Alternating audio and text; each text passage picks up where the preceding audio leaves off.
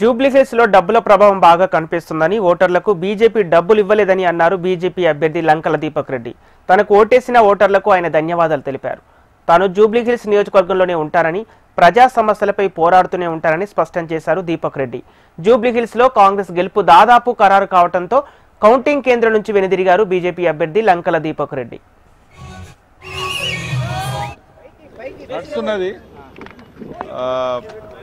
ఇప్పటి వరకు జరిగిన సడలిన ప్రకారము పైసల ప్రభావం బాగా కనిపిస్తుంది అక్కడ. సింపుల్. అయినా కానీ ఓటేసిన బీజేపీకి ఓటేసిన ప్రతి ఒక్కరికి కూడా ధన్యవాదాలు తెలియజేసుకుంటున్నాము.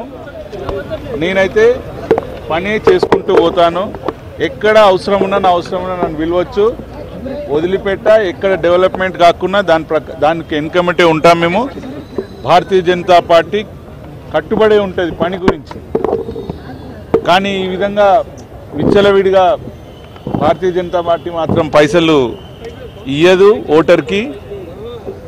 అయినా కానీ ఓట్లేసిన మాకు ఓటేసిన భారతీయ జనతా పార్టీ ప్రతి ఒక్కరికి కూడా ధన్యవాదాలు తెలియజేసుకుంటున్నాను. సో ఇంకా తెలియదు కదా, లాస్ట్ ఈ త్రీ రౌండ్స్ ఏవైతే ఉంటాయో అవి మాకు కొంచెం ఫేవర్గా ఉంటాయి ఎప్పుడైనా సరే. శ్రీనగర్ కాలనీ, యూసుఫ్ గూడ అండ్ ఎర్రగడ్డ. సో లెట్స్ వెయిట్ మళ్ళీ